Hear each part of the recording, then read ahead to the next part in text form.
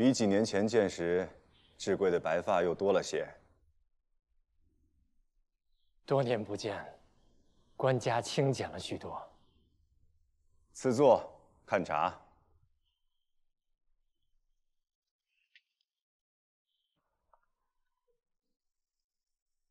几年来，在定州赈灾练兵，且终于奏废了禁伐令，使边民耕种边境荒弃之地，解民缺耕地之难。无怪乎迁至并州之日，定州百姓苦留，使得卿只好绕道而行。这是官家圣明，百姓勤力，其何敢居功10年外放，你也学会了歌功颂德。10年外放，臣逐渐懂得。臣在定州新开禁田，复辟在青州，激励百姓取山林湖泊之所产，开放山路。范仲淹在杭州，在世倡导兴工造作，以工大夫。官家放我等去主政地方，才得机会亲眼所见那些写在奏章上的墨迹，到了湖泽田埂、商铺酒肆之间，是何模样？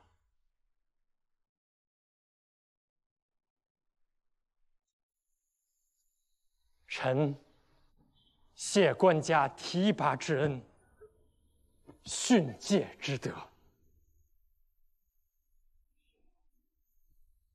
前倡之，后继之。朕何幸得遇诸君？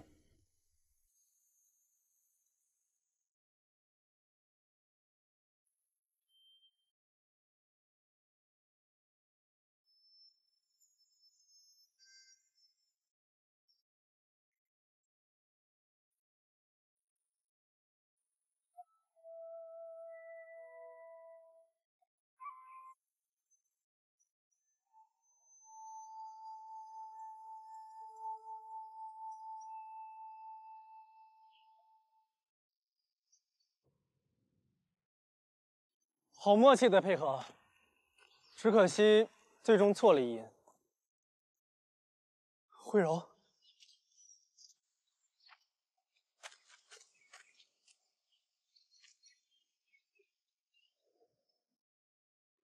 臣闻声而来，在竹林一侧听了许久，只觉着箜篌之音如歌如诉，又很熟悉，仿佛有无穷的话要说。原来竟是公主。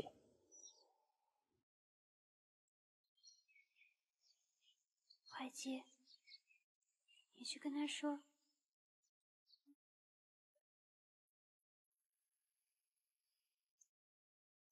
快去。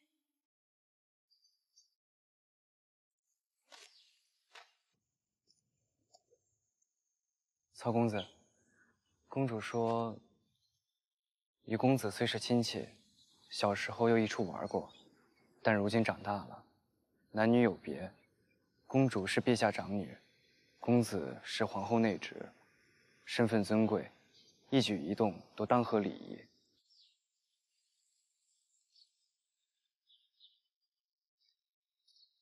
请公子自重。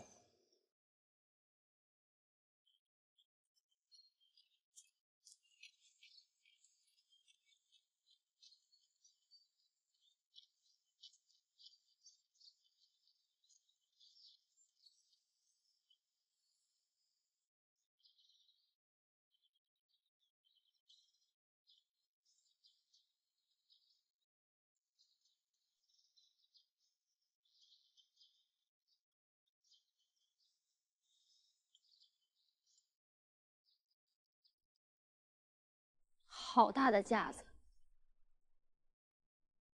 他不是病着吗？年年病，事事病。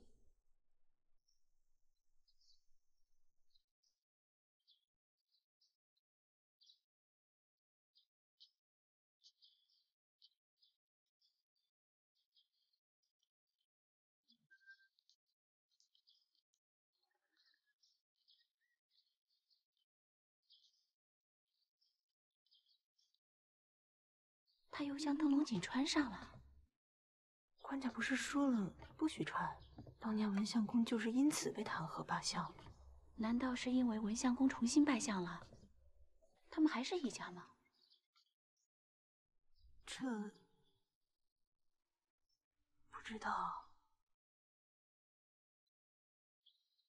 贵妃身子好些了。官家一会儿见到贵妃，今年能来贺寿，定然比收到什么寿礼都要开心。娘娘果然会讲话。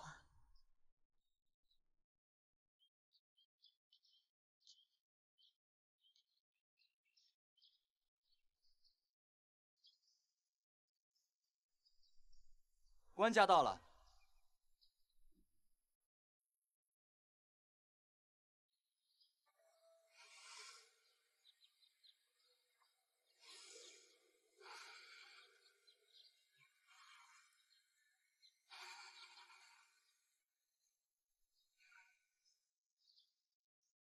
公主今日还要在官家的寿宴上弹奏箜篌，别把手伤了。你存心欺负我的，对不对？怀熙怎敢欺负公主？你记性那么好，好几页的诗书你都是看一遍就能记下来。怎的我让你对她说几句话，你却偏偏少了。公主是陛下长女，后面那句与教坊女幼不同。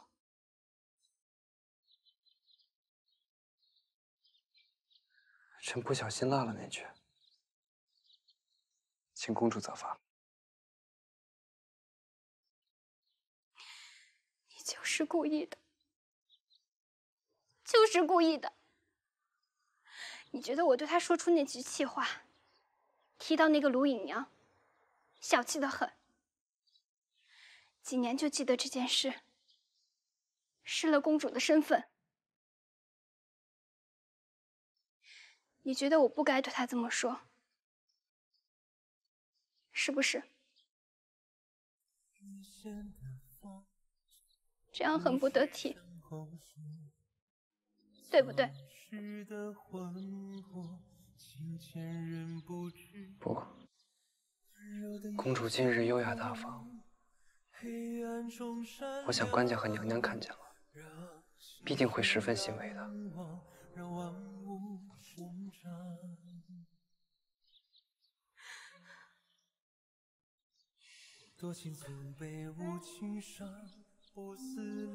我这几年就是一直记得那一日，他读那个教坊女情诗，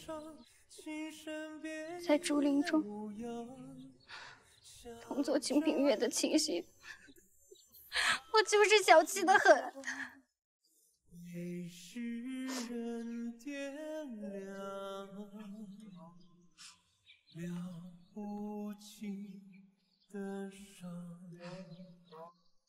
公主，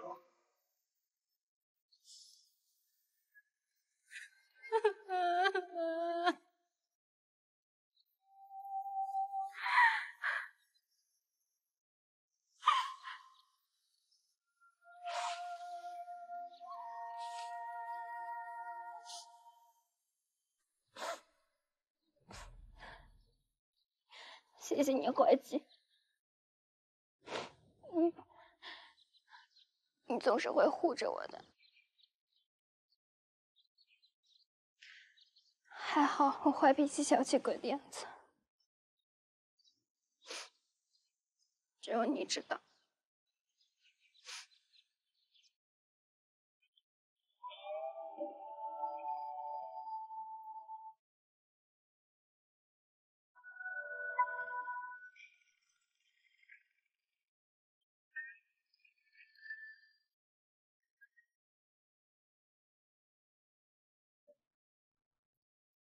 今日气色不错，身子好些了。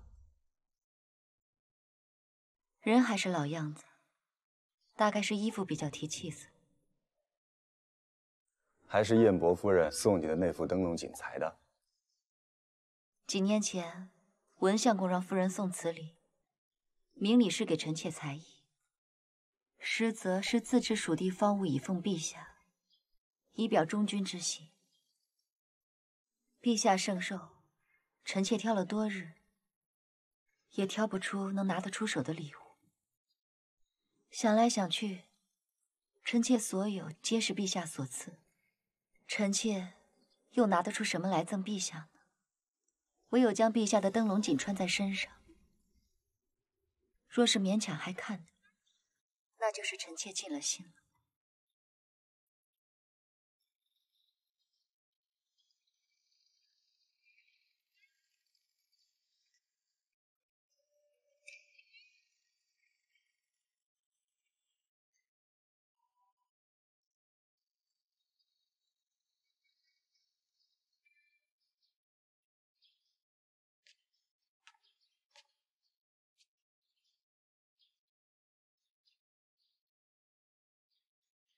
这衣裳虽好看，但织金镂花太过奢侈。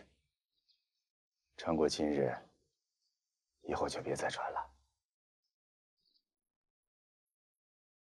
官家放心，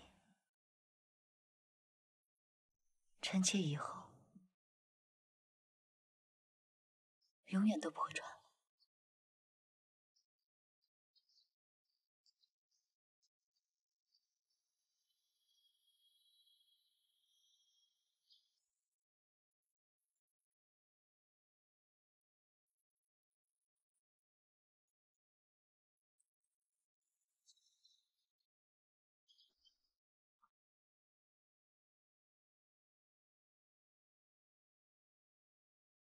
福康公主为陛下圣寿献箜篌曲。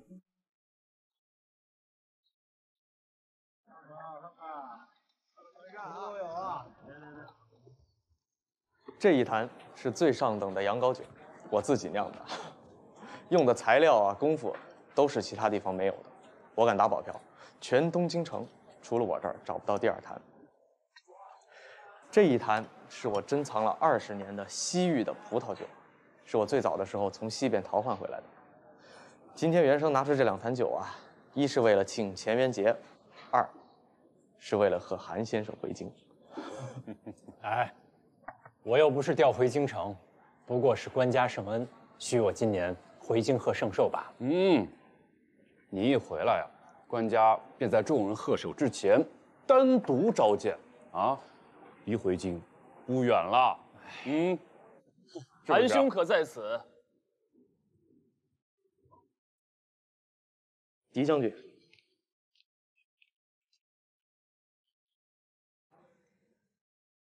今日既然是给韩兄接风，自然是我请。再拿一些樊楼最好的酒来。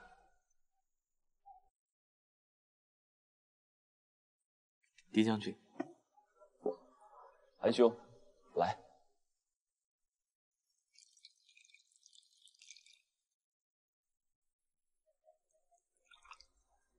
韩兄，敬一杯。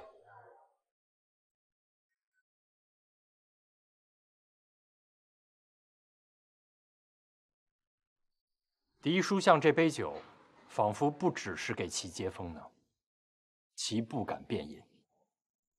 韩兄就是韩兄，一眼便看透。狄青的确有事相求。狄书相先讲。我有个属下，当年跟袁浩打，才10几岁9死1生，后来打农志高，以一当十。最近听说啊，在定州犯了点事儿，被韩兄关在牢里等判。我给他求个情，他是立过军功的大好男儿，是朝廷的良才。韩兄，就放过他这一次吧。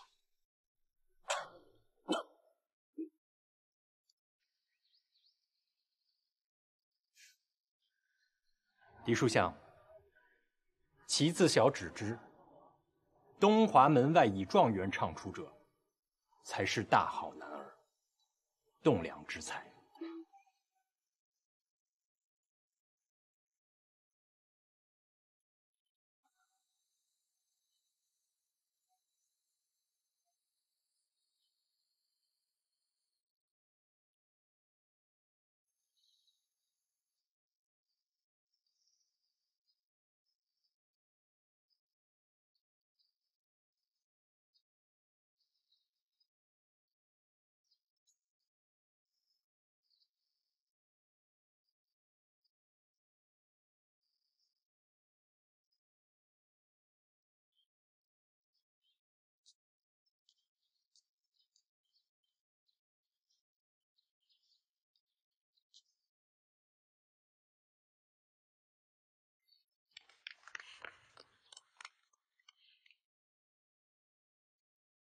哎呦呦，公主真是越长越漂亮了，弹起琴来呢，像仙女儿一样。哎呀，我家伟儿呀，真是天降艳福。可惜他爹没瞧见新媳妇入门就……说来呀，也是缘分。公主现在像个仙女似的，小时候可是贪吃呢，骑在我们伟儿脖子上啊，去购蜜饯。哎呦，这便算是两小无猜了吧？哎，小时候的公主啊，真……徽柔弹箜篌几年，今日终于鼓足勇气，在乾元节弹奏，为爹爹贺寿。徽柔虽弹得不好，却也是一份孝心。祝爹爹健康长寿，愿天下风调雨顺，四海平宁，百姓安居，海晏河清。好，好，徽柔长大了，越来越懂事了。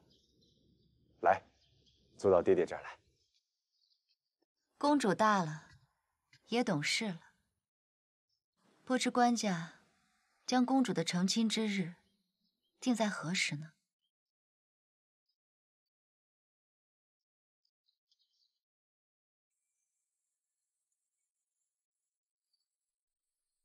徽柔，坐到爹爹这儿来。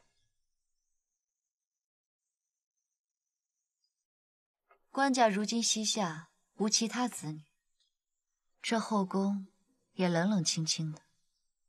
公主早日成亲，明年便与驸马一起拜寿。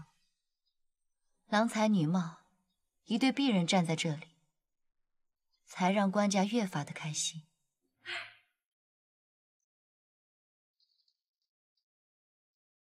老身谢谢贵妃。官家，老身也日日盼着官家能让公主早日入门，早日生个大胖小子抱来给官家瞧呢。官家没有儿子，那早日得了外孙也是极好的呀。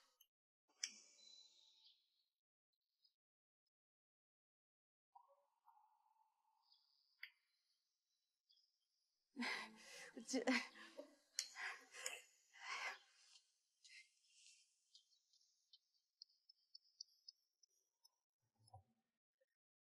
爹爹娘娘，孩儿先去更衣，一会儿再。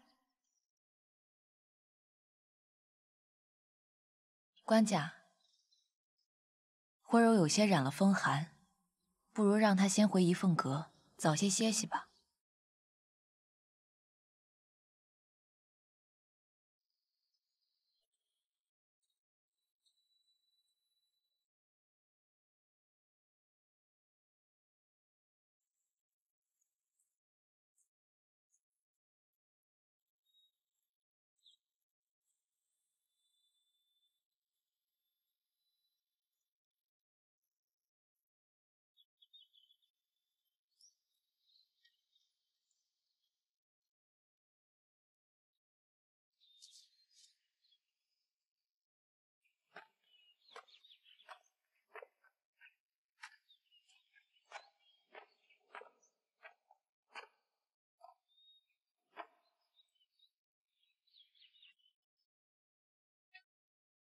你怎么还在这儿？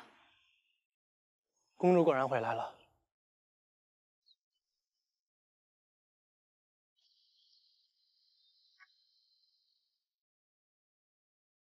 公主走后，我一直在幻想，公主弹箜篌，若是我吹笛与公主配合，有些话原不用说，都赋予在乐声中问答倾诉了。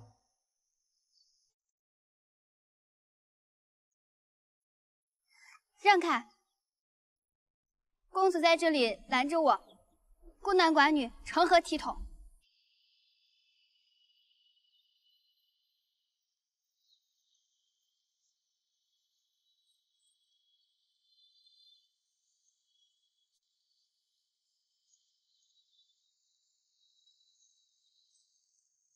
燕国是厚道人，怪我方才刻薄了。他所求之事，若是坏了法度，你拒绝便是，何必当面羞辱，讥讽他没有科举功名？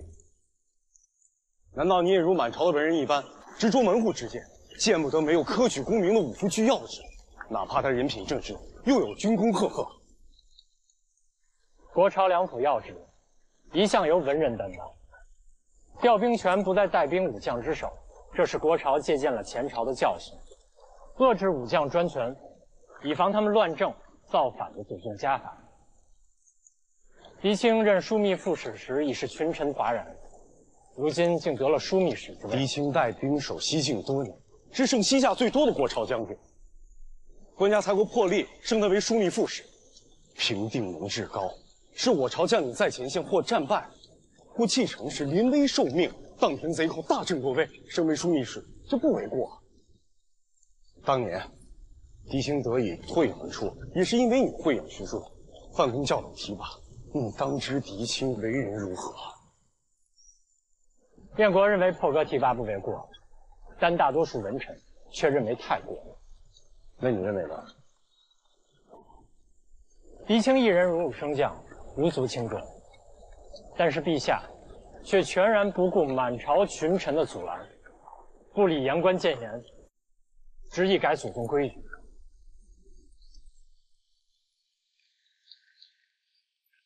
所以，你与满朝的文臣，明是真的敌情，实为压制陛下。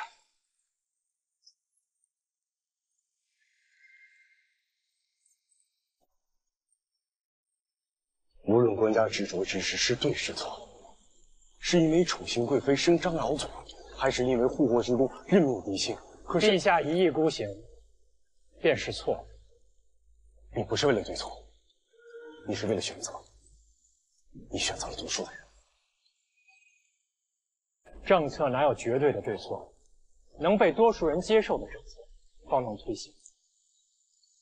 燕国，这是推行新政的那些年，我所学到的。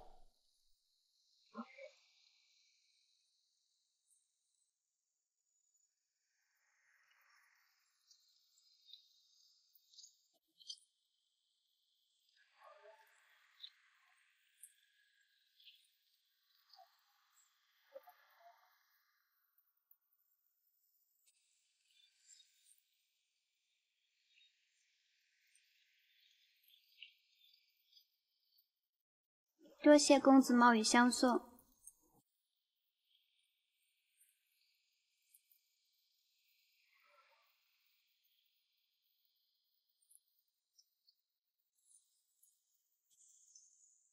爹爹的寿宴，妻邻们都在殿廊。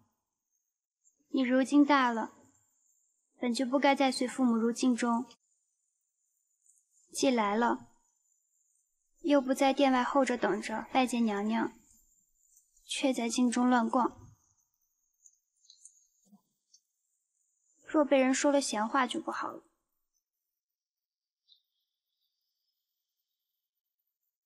有一事，若是不能得个明白，臣便在这儿不走了。宁可等官家苗叔一回来瞧见臣在这儿，恼怒降罪，这倒比年年月月心中纠结猜测来的痛快。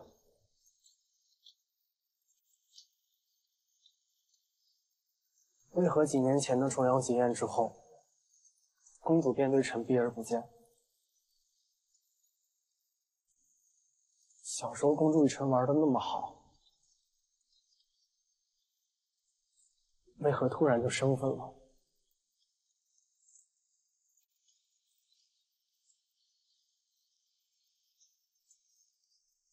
从前小，娘娘是我嫡母，你便算是我哥哥了。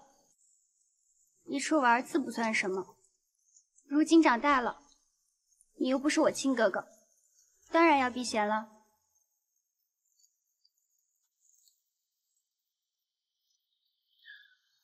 慧柔，官家将你许给一块烂木头，你便连自己的心也要永远的锁进那块烂木头里了吗？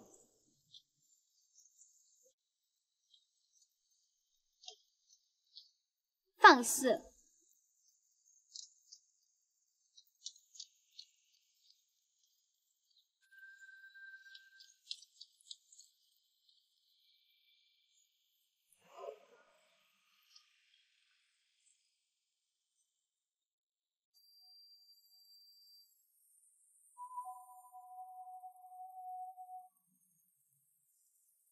官家，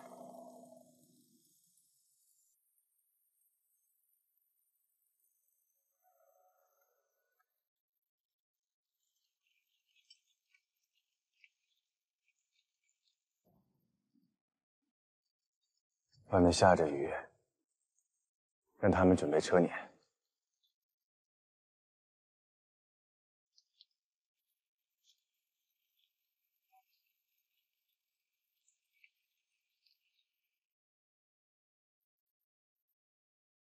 是官家。我晚些时候再去看你。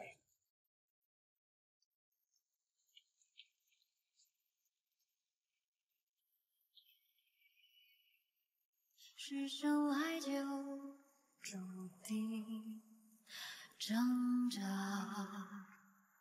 还以为能逃避。是谁愿陪我逆天而行？竟敢不在乎结局？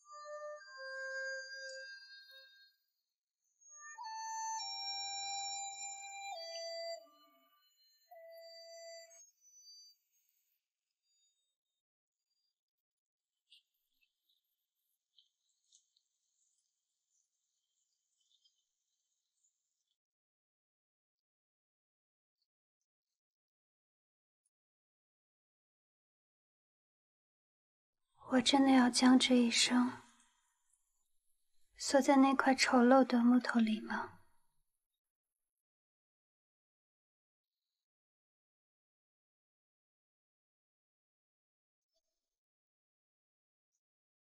公主，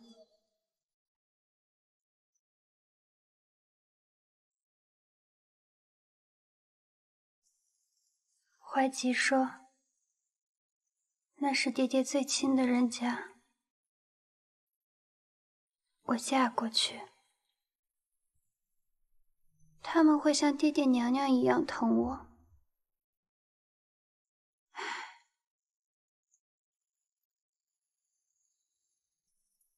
可是天啊，你也看到了，驸马的母亲，我连听她说话，看到她的样子，都觉得难看。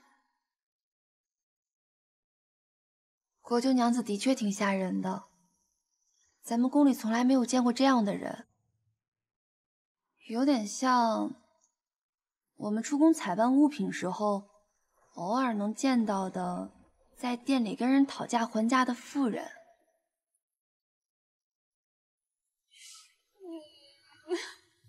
公主，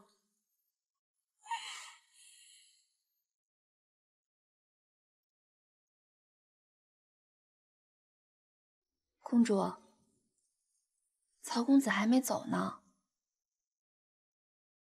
他的笛子吹得真好听，要不公主就遥遥的跟他合奏一曲。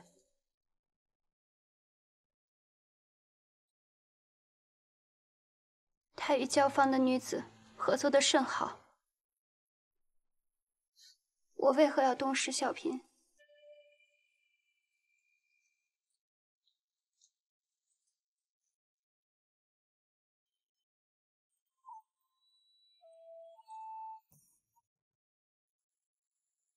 你去给他送把伞吧。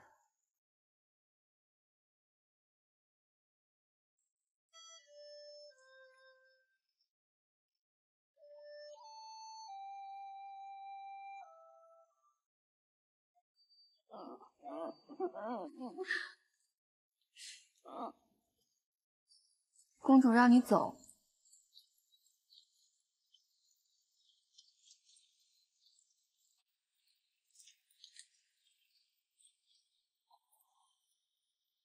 谢公主赐伞，谢姑娘送伞。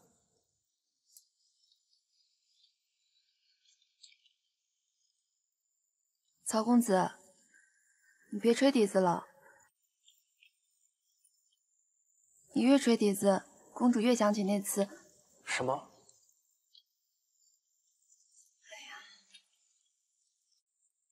我就告诉你好了。常往故乡近，声听琴弦。停下来！我要下去。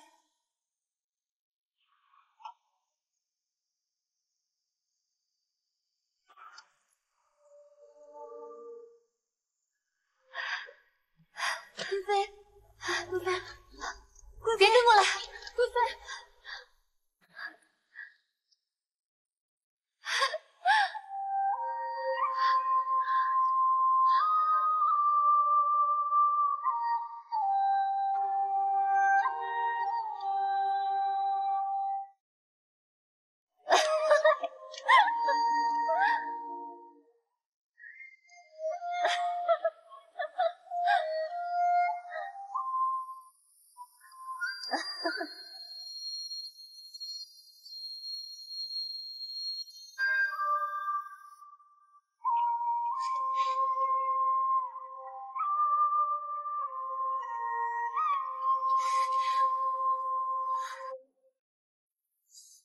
官家，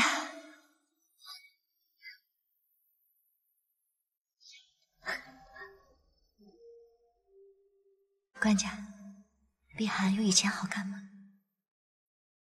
更美了。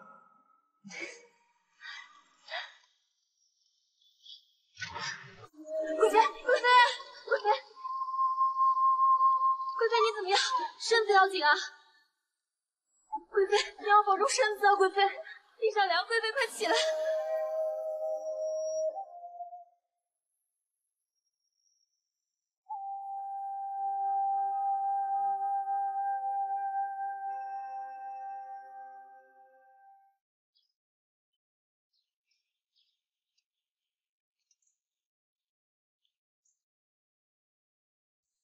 今日张琴师家中有急事，奴前来替张琴师侍奉公主练琴。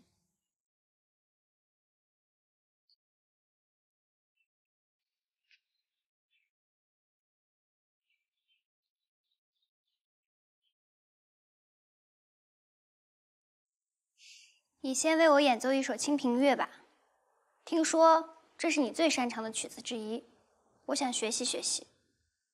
公主真是让奴羞煞了。官家寿宴上，公主一曲《清平乐》惊艳四座，若奴再奏此曲，岂非班门弄斧，东施效颦？哪里？若干年前重阳节宴后，我偶然在湖畔竹林听得你与曹大公子合奏此曲，那才是配合默契，如诉如歌，让人闻之陶醉。我如今再奏此曲，那才是东施效颦。公主切勿如此说，折煞奴家。公主所言的重阳节那日，是奴见曹公子神色悲伤、落寞地走出，奴不免担心，便悄悄跟了出去。随后见曹公子独自一人吹奏，笛声悲伤，奴忍不住想要劝慰，便主动提及乐曲中的不解之处，求得合奏指点。是你尾随而出，不是你们相约在林间合奏？曹公子是何等人，怎会与奴相约合奏？只是那一日恰到公子伤心，倒是使奴得以与他交谈，仗着公子平易，得以与他合奏一曲，足为生平。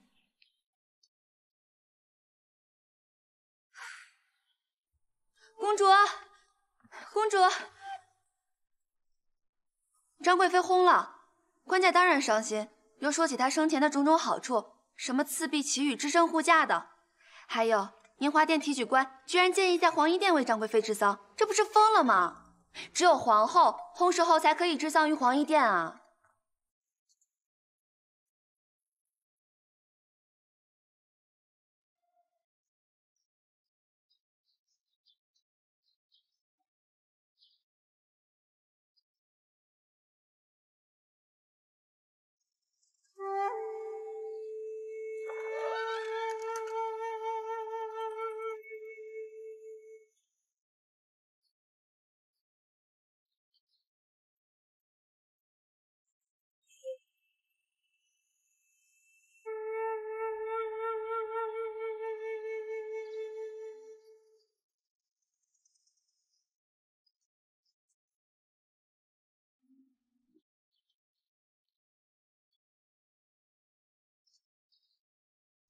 陛下口谕，今日辍朝，不必劳动冯学士执笔，请冯学士回院中休息。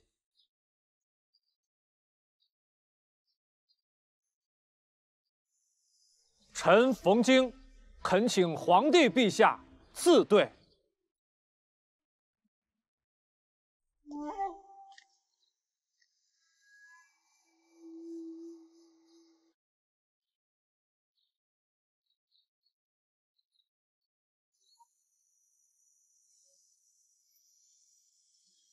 那个坑害苏学士的王拱辰又蹦出来了，上书要求追尊贵妃。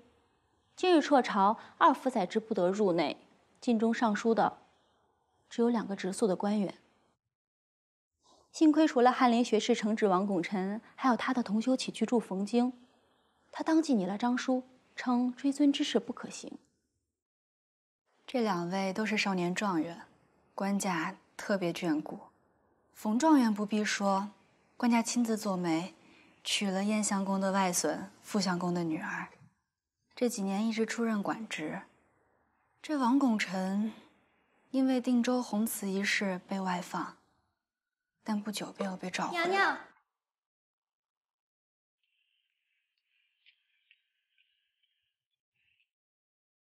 娘娘，我刚才从福宁殿门口过来，爹爹将王拱辰召入殿了，爹爹定是要斥责他，对不对？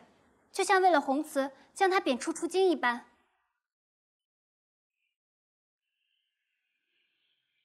你爹爹自有考量。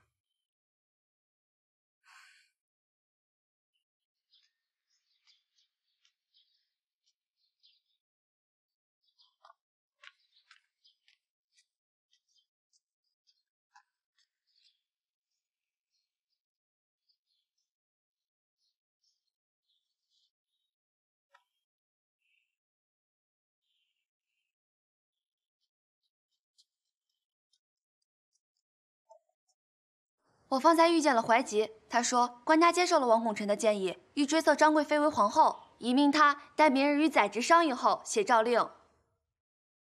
这怎么可以？我要去找爹爹。温柔，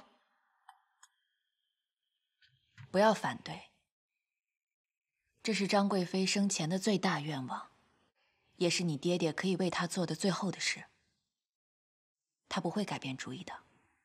可是娘娘，不过虚名而已。人都已经没了，何必跟他计较这么多？我不是与他计较，我是与爹爹计较。他怎可如此任性妄为？回头住口！你一个做女儿的，怎可如此议论君父？还有没有半点规矩了？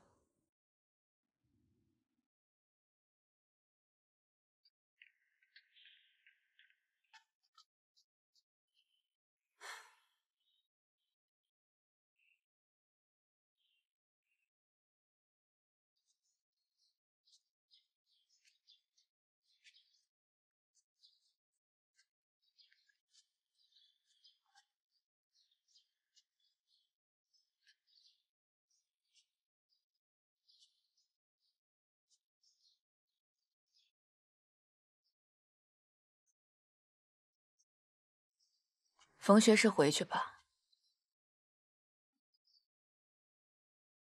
贵妃红颜早逝，陛下痛惜不能自已。追封无意义。冯京识朝廷俸禄，做此坚持，并非替皇后鸣不平，而是守大宋的规矩仪制。这是臣的本分。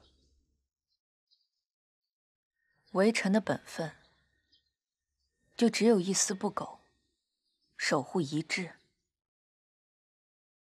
学士是状元郎，学识自是圣无10倍。吾本不敢与学士讨论朝廷制度、诗书礼仪，只想用已故的范文正公当年的一句话，与学士探讨。范先生，臣有耳闻，娘娘曾在年少时得范先生教导。吾与先生出狱之时，在南京书院门外，先生因着旧衣而被当时的学监带着群学子嘲笑失仪。吾见当时情形，对礼仪2字起了逆反心思。少年无知，口出狂言。然而先生却说，礼起于静，而止于仁。礼起于静，而止于仁。追封，若我这个尚在世的皇后能安然接受，真的会影响朝廷政策，百姓安宁吗？既然人非草木，吾以为圣人制定的规矩礼仪，不是为了杀灭人情，其实是为了守护人情啊。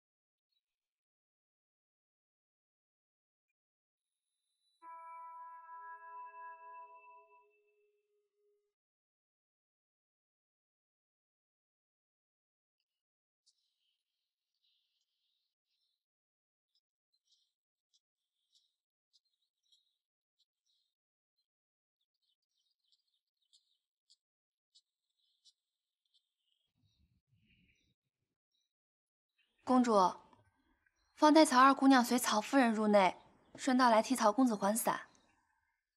一把伞而已，还还什么？可是曹二姑娘说，曹公子反复叮嘱，公主既没有说这伞是送给她的，便只能当做是借的，自然要还。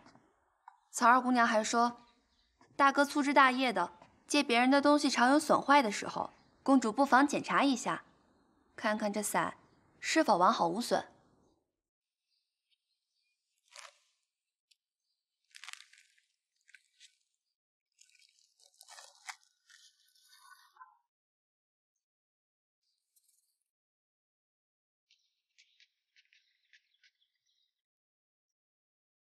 剑外斜晖笼碧树，扶栏影照竹箫鼓。红袖闹蛾学流缕，飘摇举。听我歌尽神仙句，影落上林春日暮。罗衣挽断留不住，却恨年来穷怨聚。子不语，落花风弄清秋雨。公主和曹公子可不是曾湖畔相遇，公子唱曲。后面几句是公子在伤心，这几年来的宴集上，公主不理他了。是啊，爹爹自己都越不过4情2字，我又为何要将一生锁在那块丑陋的木头里？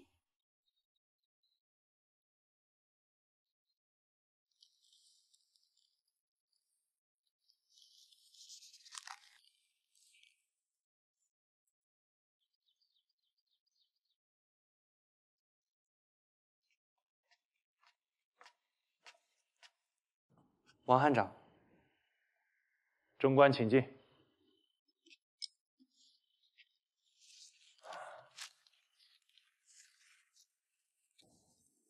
策文已完初稿。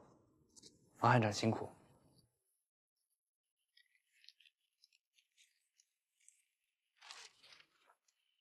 莫则遂张敏策，以垂于后。包公结会，由来就矣。故皇后张氏，坤顺已大，月婴而充。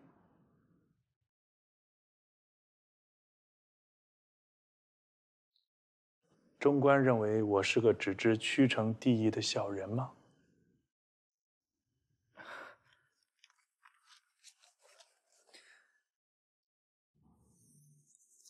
王汉长聪明睿智，自不会看不清日后政局。贵妃已薨，张瑶左无才无能，今上始终尊重信任娘娘，娘娘又有13团练为子，日后必将坐享太后之福。王汉长为贵妃力争，对自己今后仕途并无好处。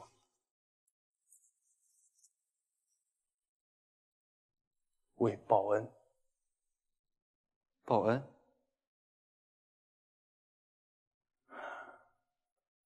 我出身寒微，文采亦不如苏舜钦、欧阳修等人，他们对我一贯刻薄，也倒罢了。而我如今的夫人，也因姐姐病故后再嫁于我，竟野心欧阳修的一首诗，广被命妇们嘲笑。然而，在那年的宫宴之中，贵妃却主动与他攀谈，解了他的尴尬。这多年来，贵妃已与他真诚相交。王汉长倒也是多情之人，也还不知为此。我佩服他。佩服？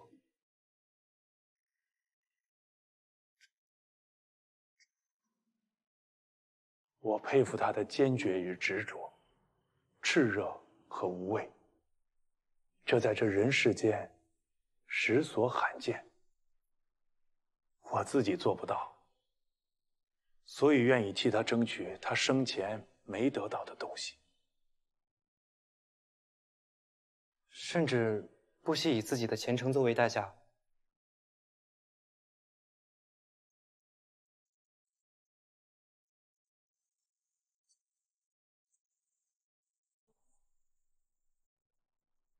我常做出错误的决定，在面临抉择的时候，也不在乎多这一次了。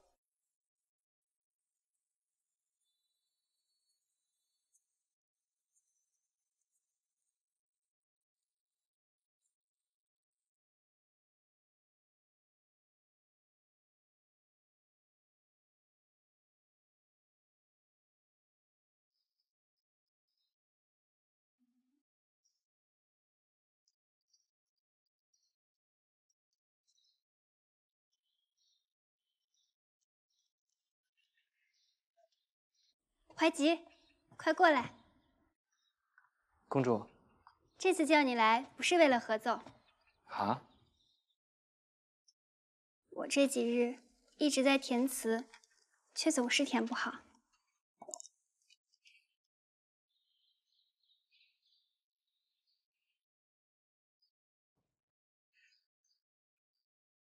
公主，这是……哦，对了，你拿着这个，对着太阳看看。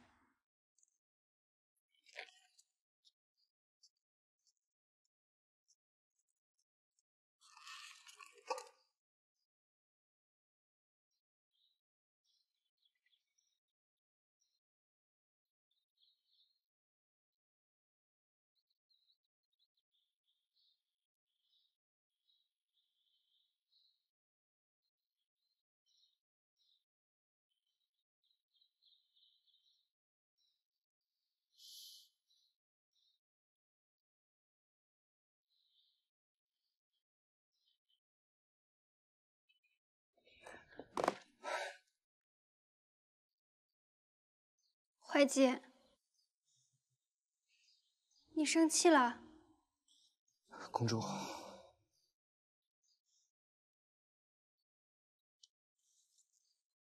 哥哥，你真的生我气了？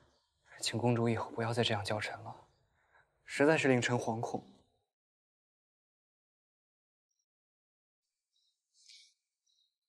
我们不是说好没人的时候可以叫你哥哥的吗？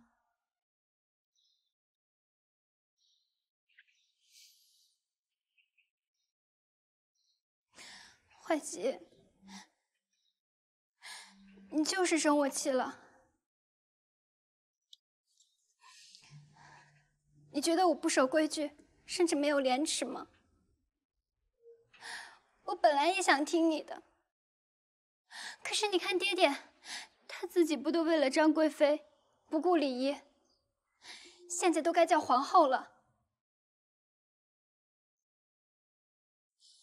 怀吉，你不许生我的气，不许不喜欢我，不许。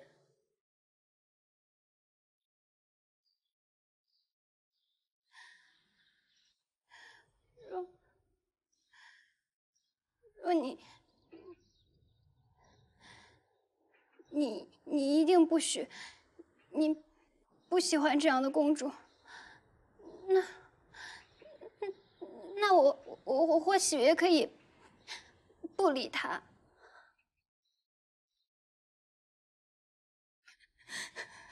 虽然我很喜欢，我一想到那个李伟要对着他那个令人不愿意多看一眼的娘亲，我就恨不得立刻死去。我不甘心，我想要多快乐一点。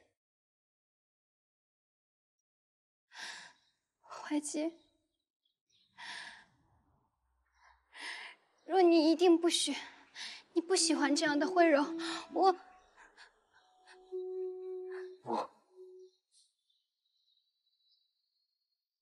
怀吉怎敢？怎会？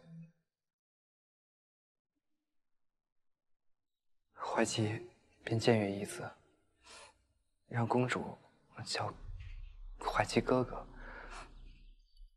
既然是哥哥，又怎会不喜欢妹妹呢？公主是怎样的妹妹，怀吉就喜欢怎样的妹妹。怀吉永远喜欢公主，只喜欢公主这样的女孩。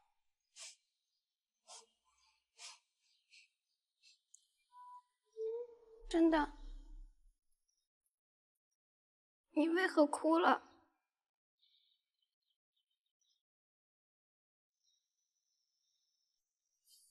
怎么是哭了？方才对着日光看曹公子的词，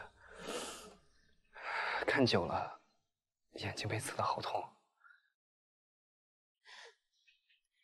真的？怀吉何时敢骗公主？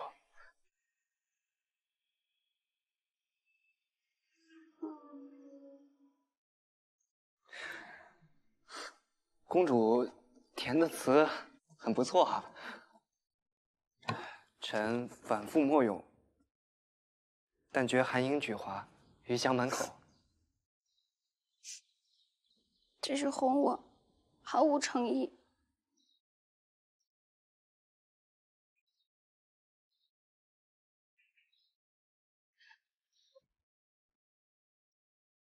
你为何这样看着我？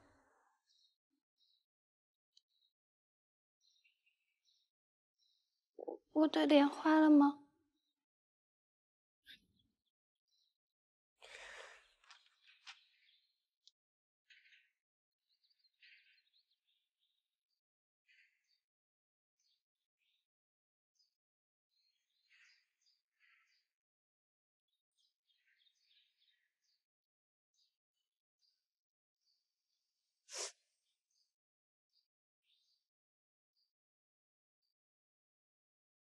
或许我的词是写的很糟糕吧。真情实感，果然比以前教给官家的那些功课要好上很多。那我们继续写吧。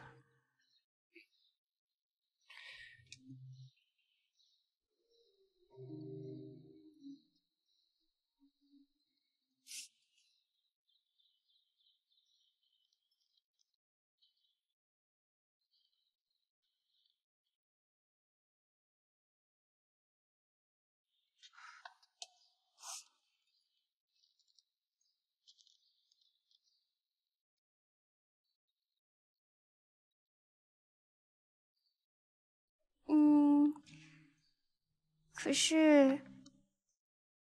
是，公主若觉相思一词太直白，改成离思亦无不可。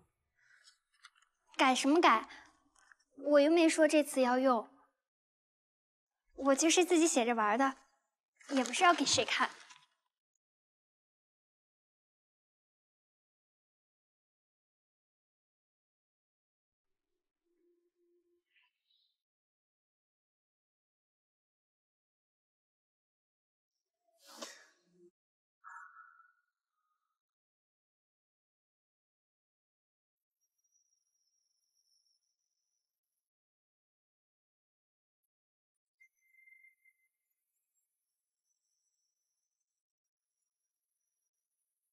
就放在这儿吧，以后也不需要了。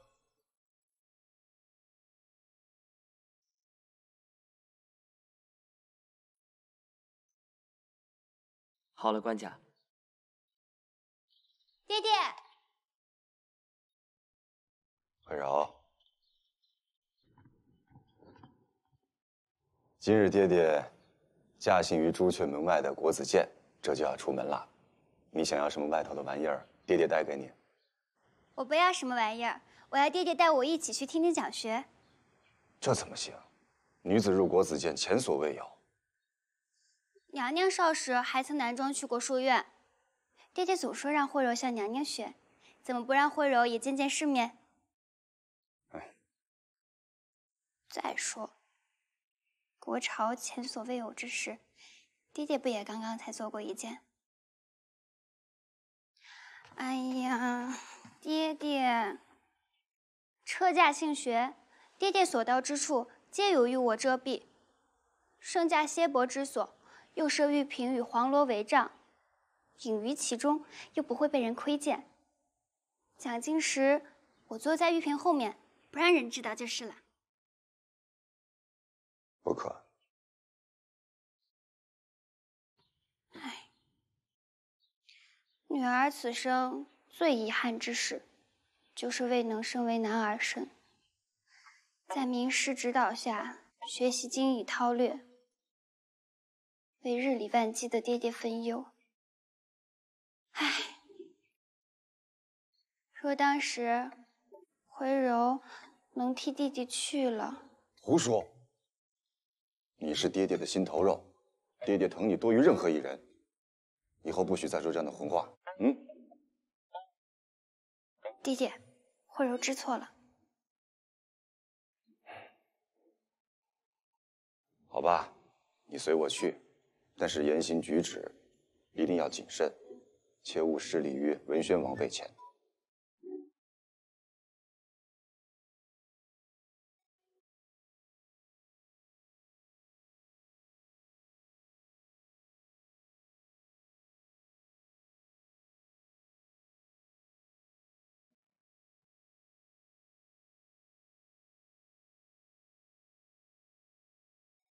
钱、元、亨、利、贞。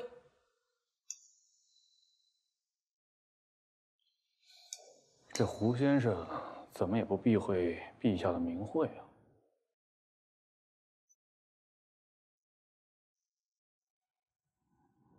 临文不讳。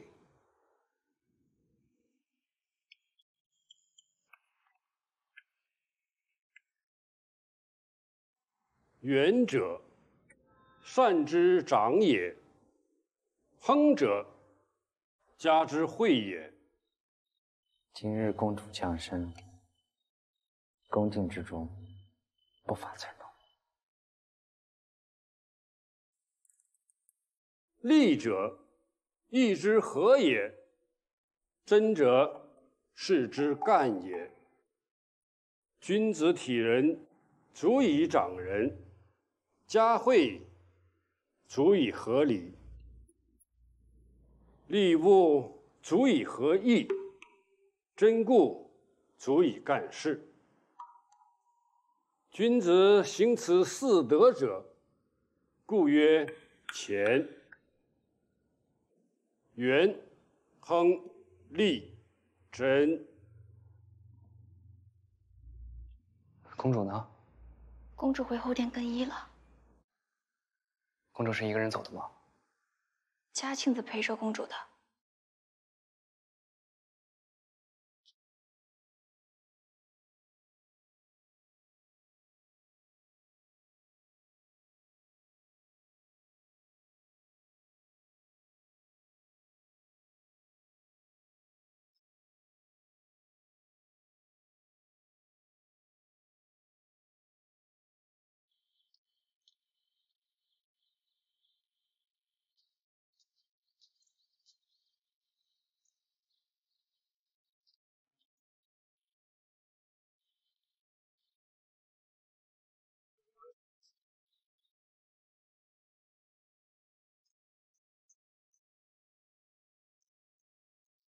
梁先生，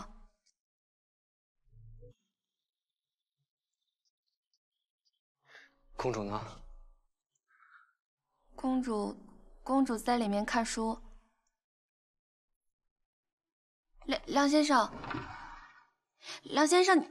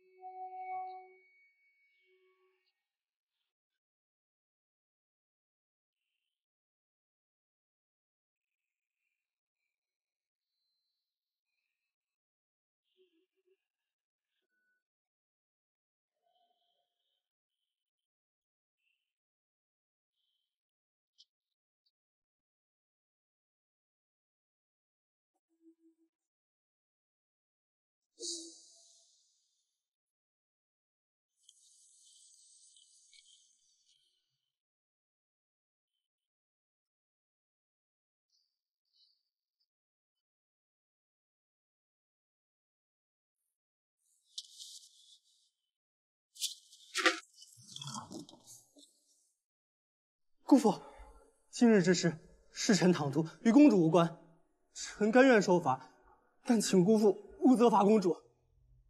爹爹，不关他的事，是女儿约他出来的。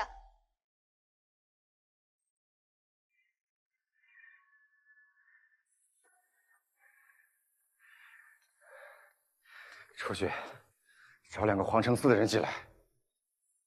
官家，此事万万不可，切莫让外人进来，否则公主清誉则毁于一旦。官家，此时梁府宰制与众文臣皆在国子监中，若陡然召皇城司中人入内，群臣必会问明因由。此事传出，亦必惹误议，太监会群起弹劾，追究相关者罪责。将来殃及的恐怕不仅仅是公主与曹公子2人啊！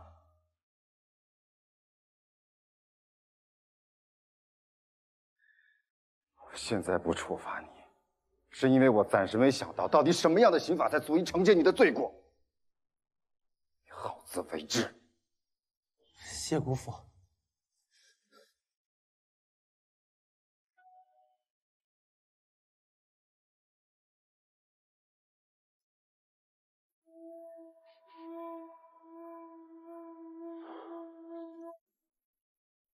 把他带下去，送去瑶华宫服役。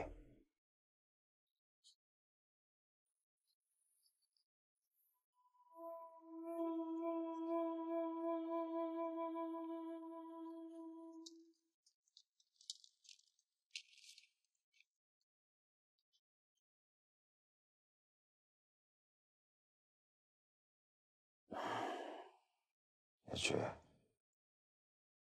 叫怀吉进来。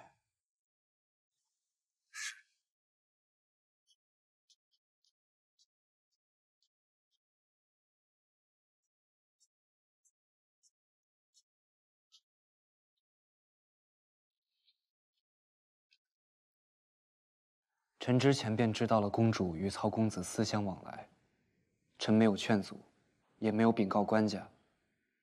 臣有罪，请官家责罚。你知道他们私相往来，却并不知道他们相约今日私会吧？臣不知。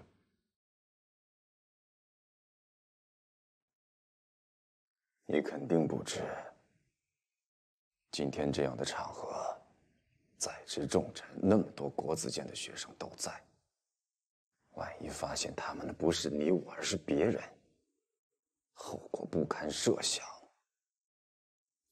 你若事先得知他们竟如此愚蠢不知轻重，怎的也会阻止的。你一直对慧柔很好，又聪明懂事。对慧柔不好的事，你一定会阻止。所以怀吉，你告诉我，为什么他与曹丕私相授受，你竟放任，不加阻止？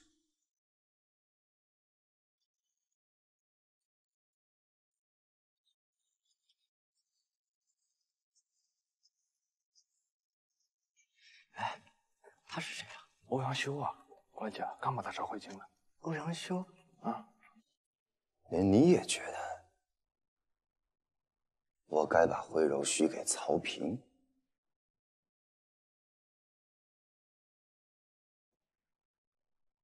我现在越发庆幸当初未把慧柔许给他。我当初不过反感他以仪容沾沾自喜，举动轻浮，而今几年过去了，没见他半分长进。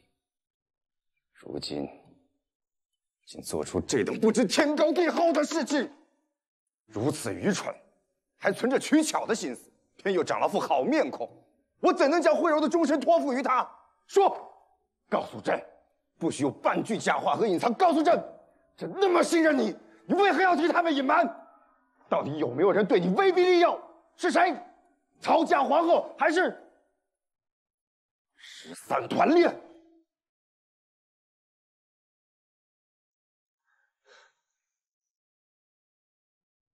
公主，她喜欢曹公子。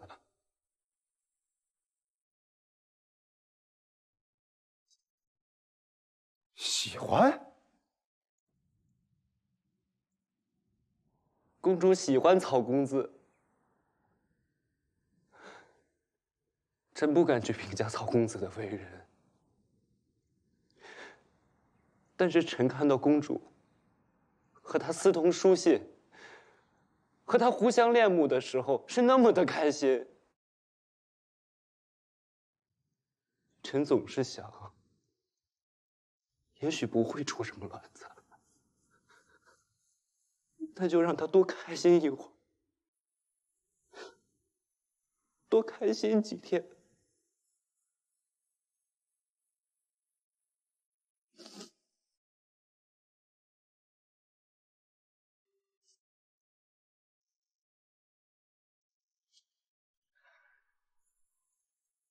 多开心一会儿，多开心一会儿。慧茹为何不开心？她是国朝的公主，全天下最尊贵的女孩子，这恨不得把全天下最好的东西都给她。可是曹平并非良人呐，他为何要与她在一起才能开心？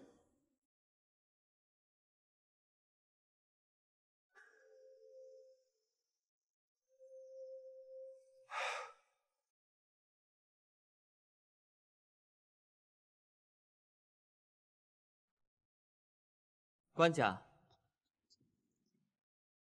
欧阳修在尔阴阁候驾。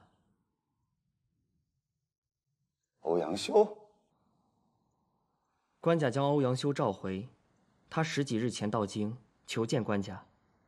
官家昨日说，今日在便殿见他。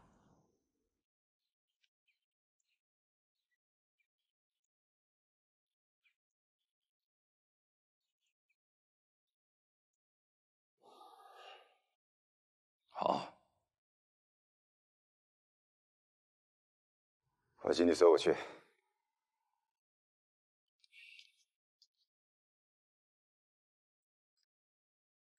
官家将慧柔禁足，可把家亲自发配到耀华宫服役。慧柔什么都不肯说，我就听廖子说了几句。我真的想不明白，慧柔和平哥小的时候玩的是好，可是这几年也没见他俩说过一句话，怎么就是……娘娘，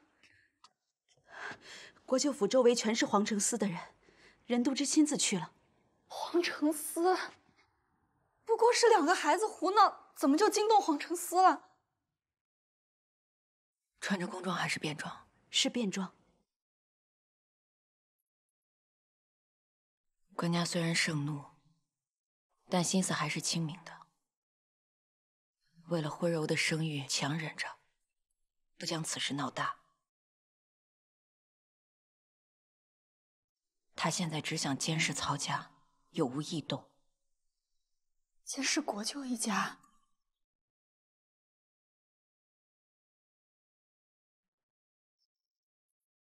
国朝制度本就处处严防着欺礼擅权，不受要职。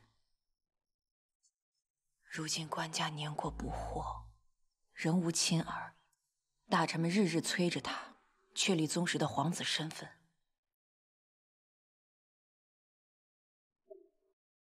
宗室在我宫中养过一段时间，又娶了曹家的女儿。如今曹平是后族长男，竟敢去撩拨国朝唯一的公主，官家怎能不生疑惑呢？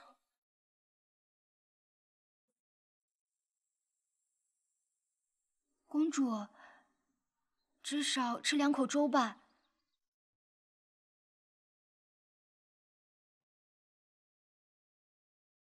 姐姐回来了吗？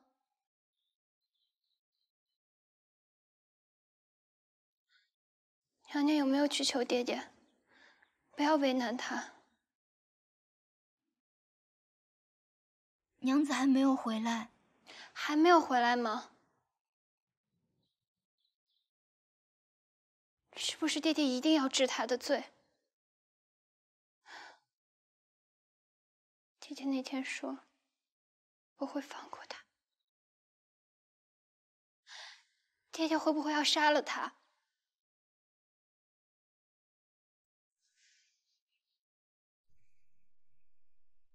请回京一路还算顺利吧？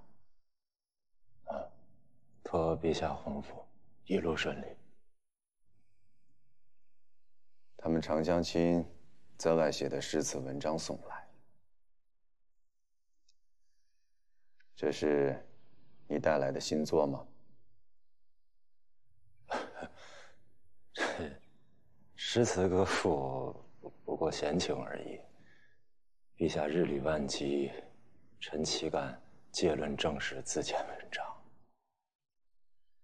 臣今日求见陛下，是因臣一路听闻了一些非议，说陛下此次祭奠先帝，给囚犯减刑，祭拜奉先寺以求先祖护佑，都是给祭祀故温成皇后找的借口。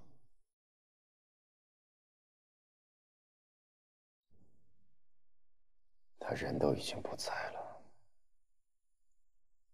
还能做什么影响社稷民生的坏事？你们为什么还不能放过他？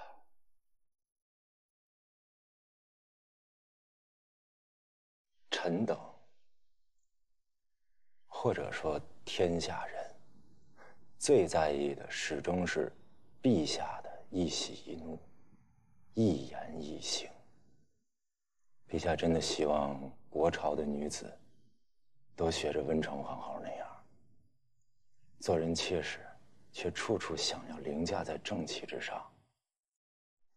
国朝的男子都学着陛下，在妻子尚在毫无错处之时，就予以宠爱美艳的妾室，给妾室以正妻的名分来羞辱妻子吗？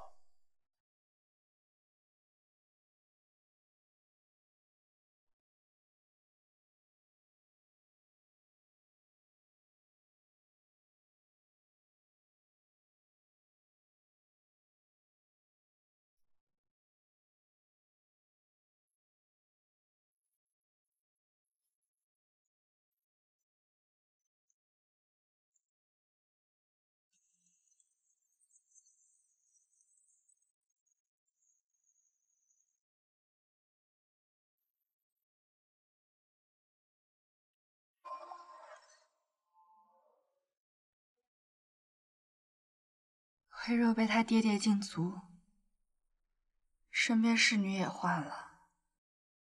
我去看他，他却只问我曹公子如何了。我去求官家，官家也不见我。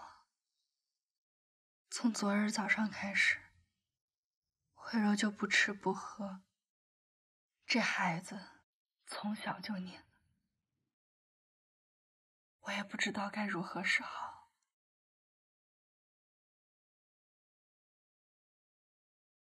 我先去看看他吧。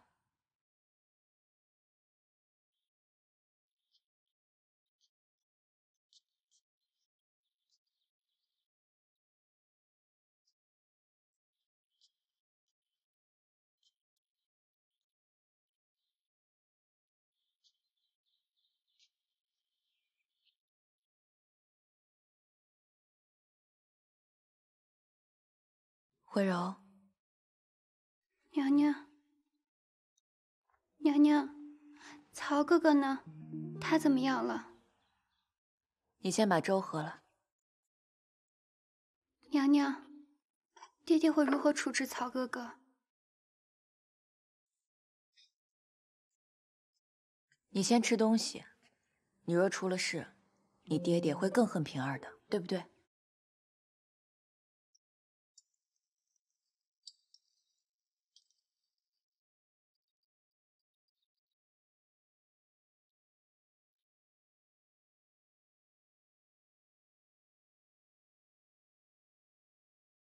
慧柔，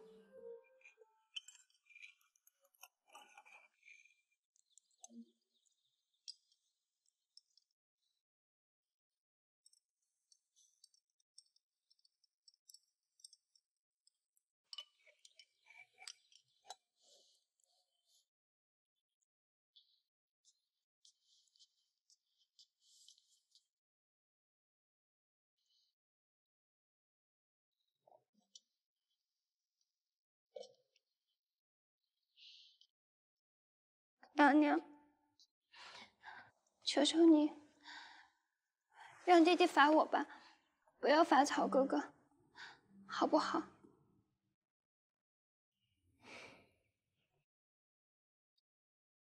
慧柔，我会去劝你爹爹的。只是你也知道，你爹爹最近身体也不好，你可不能再让他揪心了。娘娘，弟弟还会在乎我吗？